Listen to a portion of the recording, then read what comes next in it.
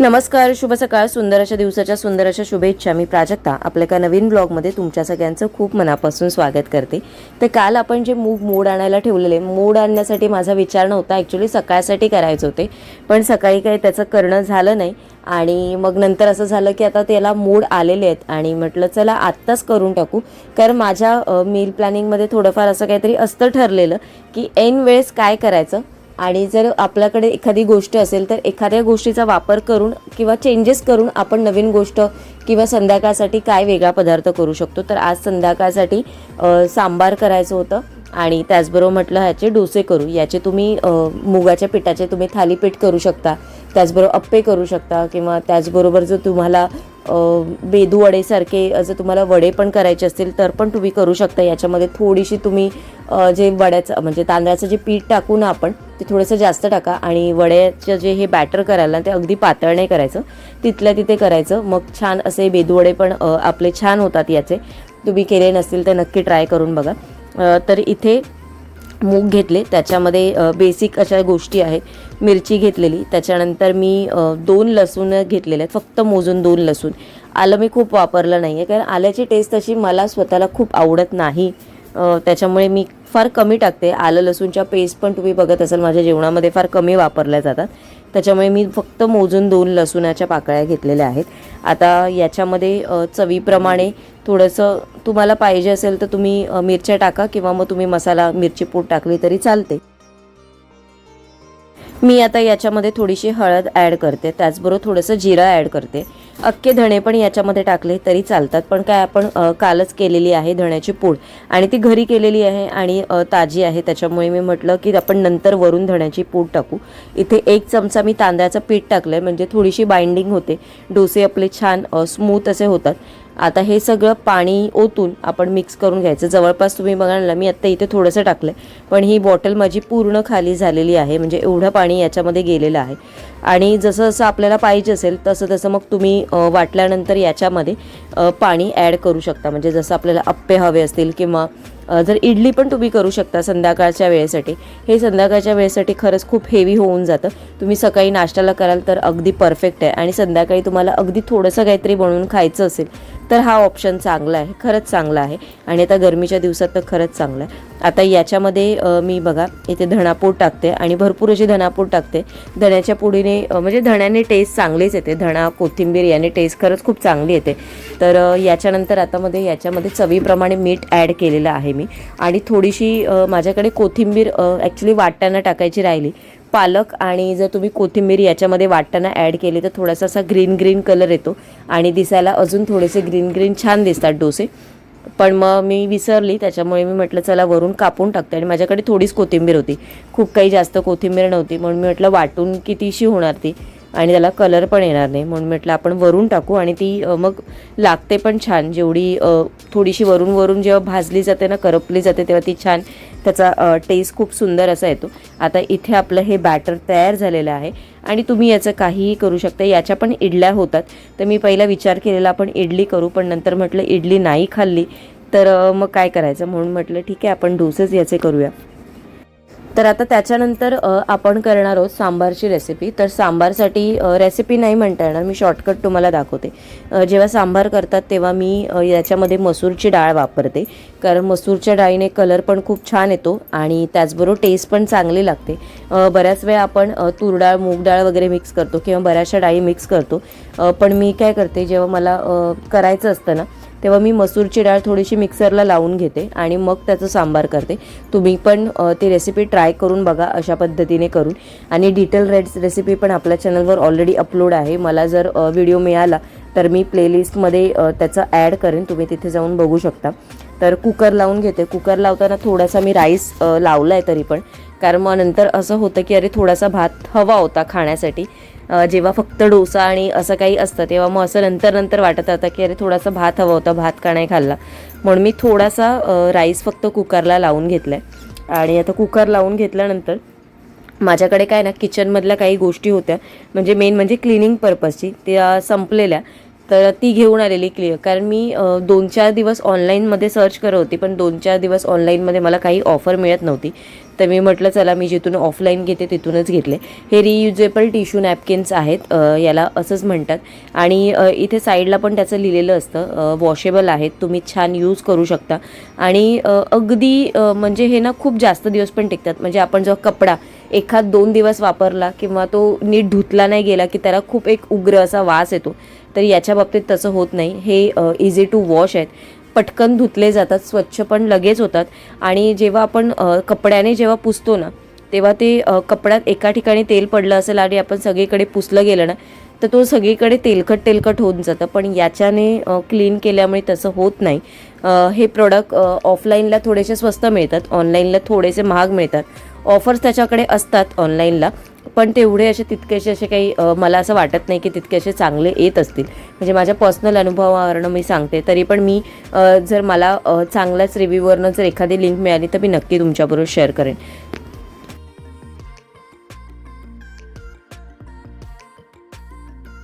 आपण जी शेंगदाण्याची चटणी बनवलेली ना, तीच मी आता पोळी मसाला सारखी वापरणार आहे. म्हणजे माझ्याकडे पोळी मसाला पण केलेला असतो बऱ्याच वेळा, पण तो एकदा संपला ना की मग परत परत नाही बनवत. जेवढा आहे तेवढाच मी यूज करते.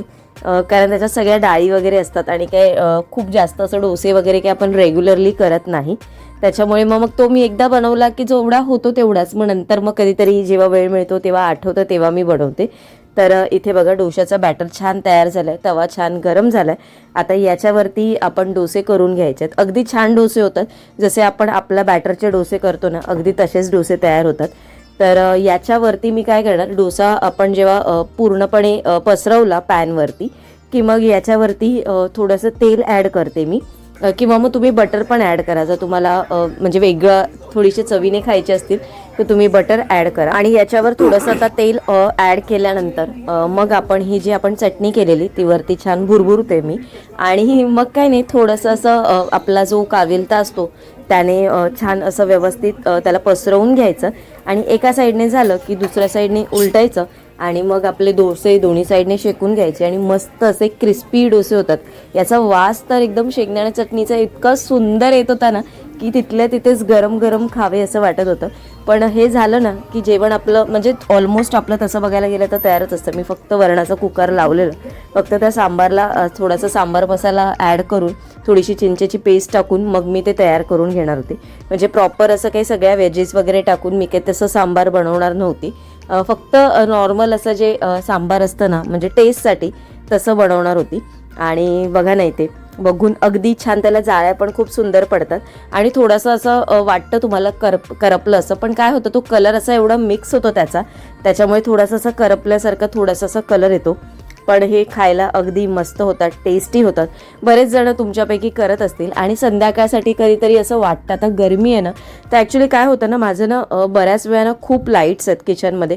म्हणजे जवळपास 3 लाईट्स लावलेल्या आहेत माझ्याकडे. म्हणजे 2 लाईट्स आहेत माझ्याकडे. म्हणजे पहिली एकच लाईट होती, मग मी थोडासा अंधार वाटायचा म्हणून मग मी अजून एक लाईट चालू केली. आणि त्याच्या व्यतिरिक्त अजून एक माझ्याकडे लाईट आहे जी मी शूट करताना अजून एक लावते. तर त्या लाईट्सने ना खूप गरम होतं मला, आणि एवढं म्हणजे खूपच गरम होतं. आणि त्या गरमीत तर खूप गरम वाटतं. म्हणजे पहिलं एवढं मला पावसाळ्यात वगैरे एवढं वाटत नाही, पण आत्ता तर खूप वाटतं. तर 4-5 दिवस झाले तर खूप गरम होतं. आणि तुम्हाला किचन प्लॅटफॉर्मचं दाखवते बघा मी, जी शेगडीवरतीच तेल किती उडालेलं आहे. आता हे तेल जेव्हा असं असतं, मी तुम्हाला याच्यासाठी दाखवलं कारण मी आता किचन क्लिनिंग करणार आहे थोडक्यात, आणि ते तुमच्याबरोबर थोडक्यात शेअर करते. म्हणजे हे जे टिश्यू नॅपकिन्स जे आणलेले आहेत ते कशा पद्धतीने वापरते. तर ॲक्च्युली आपल्या ज्या नवीन फॅमिली मेंबर्स आहेत त्यांच्यासाठी हा आजचा व्हिडिओ थोडासा क्लिनिंगचा असणार आहे. याच्या आधी पण मी पूर्ण किचन क्लिनिंग कशा पद्धतीने करते ते मी ऑलरेडी सांगितलेलं आहे. मी रोजच क्लिनिंग करते. मला बऱ्याच वेळा असा प्रश्न विचारण्यात येतो की तू एवढं सगळं कसं मॅनेज करते, किंवा तुझं किचन तू नीटनेटकं कसं ठेवतेस. तर तुम्हाला थोड्या काही बेसिक सवयी असणं खूप गरजेचं आहे त्याच्यासाठी. म्हणजे रोजची कामं रोजच करायची ही सवय तुम्हाला असली ना, तर सगळ्या गोष्टी इझिली होतात आणि कामं तिथल्या तिथे होतात. आणि मग ऐन वेळेस वेळ काढून वेगळा सेपरेट त्याच्यासाठी काम करायची गरज लागत नाही. माझ्याकडे हे एक DIY लिक्विड बनवलेलं असतं, ज्याच्यामध्ये आपलं विम-बारचं लिक्विड, व्हिनेगर आणि पाणी अशा 3 गोष्टी मिक्स करून मी ते बनवलेलं असतं. किचन नॅपकिन्स जेव्हा जेव्हा मला वेळ मिळतो तेव्हा मी रात्रीच क्लीन करून ठेवते, नाहीतर मग मी ते सकाळी चेंज करते. शक्यतो मी रात्रीच चेंज करून ठेवण्याचा प्रयत्न करते, कारण काय होतं मग शूट करतानाच 2-3 वेळापेक्षा जास्त पण असे हात धुणं होतं माझं, कारण कॅमेरा ऑफ करा बंद करा त्याच्यामुळे मी सारखे हात धुते, पुसत असते आणि ते थोडंसं ओले पण असतात नॅपकिन्स, त्याच्यामुळे ते पण रात्रीच्या रात्री जर तुम्ही क्लीन करून ठेवले तर ते बरं असतं. कारण मग ओलाव्यामध्ये किचनमध्ये जर आपण ते नॅपकिन तसेच ठेवले तर त्यानेच झुरळ वगैरे होण्याचे चान्सेस असतात. तर त्याच्यामुळे म्हणून मी ते शक्यतो रात्रीच्या रात्री चेंज करण्याचा प्रयत्न करते. तर हे बघा, हे नॅपकिन्स मी तुम्हाला तिथल्या तिथे पुसून दाखवते बघा, म्हणजे किती त्याने म्हणजे दिसतं ना, तुम्हाला दिसेल की त्याच्यामध्ये कुठे येतं. तर मी एवढं पुसलेलं आहे आणि तेल पण होतं त्याचं, तर तुम्हाला दिसेल याच्यामध्ये ना की कुठेच अगदी म्हणजे तेलकट पण दिसणार नाही आणि तो पेपर तुम्हाला बघा ड्रायच दिसेल, म्हणजे अजिबात असं वाटणार नाही तुम्हाला की आपण याने हे पुसलेला आहे म्हणून. हा जो आपला शेगडीचा जो एरिया होता तो तेलकट, तो अजिबात दिसणार नाही बघा, अगदी तशाच्या तसा सफेदच दिसतोय. आणि यावेळेस मी हा रेड कलर आणलाय तर थोडंसं मला वेगळं वाटतं. ॲक्च्युली मला रेड कलर म्हणजे मला तो म्हणाला की जेव्हा देत होता ना की रेड कलर म्हणजे चांगला आहे, रेड कलर माझ्याकडे जास्त जातो, पण मला तेवढा वाटलं की रेड कलर काय असेल एवढा, पण चांगला वाटतो ॲक्च्युली रेड कलर, मला आवडला. नेक्स्ट टाईमपासून मी रेड कलरच आणेन. ॲक्च्युली मी नेहमी ब्लू कलरमध्येच आणते आणि ब्लू कलरच वापरते, पण यावेळेस बघू, रेड कलर छान वाटला मला रेड कलर. आणि मी ना हे बघा तुम्हाला पूर्णपणे दाखवते, मी पूर्ण किचन क्लीन करून घेतलेलं आहे तरीसुद्धा हा असाच दिसतो. आणि मी 2 वापरते एका वेळेस, जेव्हा मी घेते ना, जेव्हा नवीन वापरते तेव्हा मी 2 वापरते. एकाने मी हे सगळं बाकीचं जे काही छोटं मोठं माझं सामान असतं, म्हणजे जसं मसाल्याचा डब्बा असतो, त्याच्यानंतर या बॉटल्स असतात, किंवा आजूबाजूला ठेवलेलं माझं ते प्लांटचं भांडं असतं ते असतं, अशा छोट्या छोट्या गोष्टींना मी याच पेपरने क्लीन करत असते, कारण याने क्लीन खूप अगदी छान होतं. आणि सारखं सारखं मग ते कपड्याने पुसण्यापेक्षा, आणि कपडा मग तो ओला राहणार आणि मग आपण तो धुणार आणि धुवायला पण वेळ जातो आपल्याला, तर त्याच्यासाठी म्हणून मी हाच एक ऑप्शन वापरते. आणि हा ऑप्शन असा आहे ना की तो मार्केटमध्ये तुम्हाला जर तुम्ही घ्यायला गेलात ना, म्हणजे होलसेलमध्ये घेतलात, म्हणजे जिथे होलसेलचे शॉप असतात ना तिथे थोडासा तुम्हाला कमी पडतो, म्हणजे 100 ते 110 रुपयापर्यंत तो मिळून जाईल तुम्हाला. आणि जर तुम्ही पेअरमध्ये घ्यायला गेलात तर अजून स्वस्त पडेल जर होलसेलच्या शॉपमध्ये गेलात तर, नाहीतर तुम्हाला थोडासा तो जास्तमध्ये पडेल. मग एक घ्यायला गेलात सिंगल तर 140 रुपये ते 150 रुपये बऱ्याच ठिकाणी बोलतात. जर तुम्ही ऑनलाईनला गेलात तर ऑनलाईनला तुम्हाला ऑफरमध्येच मिळेल. जर तुम्ही सेटमध्ये जर घ्याल ना, म्हणजे 2चा सेट घेतला तर थोडासा स्वस्त पडेल तुम्हाला ऑनलाईनला. मी बघते, जमलंच मला प्रोडक्ट मी टॅग करेन किंवा मग लिंक देण्याचा प्रयत्न करेन. पण खरंच आपल्या किचनसाठी हा खूप चांगला आहे, म्हणजे जे ते आपण कपडा वापरतो ना त्याच्यापेक्षा तर हा खरंच चांगला आहे. आणि क्लिनिंग पटकन होऊन जातं, खूप जास्त वेळ लागत नाही. आणि बऱ्याच वेळा कधीही काही स्पिलेज झालं, म्हणजे जसं मेन म्हणजे तेल कुठेही उडालं असेल ना तर हे सगळीकडे पसरत नाही. आणि क्लिनिंग करणं बघा अगदी इझी आहे बघा. मी थोडेसे ओले केले आणि त्याच्यामध्ये आता हे लिक्विड घेतलेलं आहे बघा वॉश करायचं. आणि इथे बघू शकता बघा अगदी पूर्ण नव्यासारखा परत झालाय.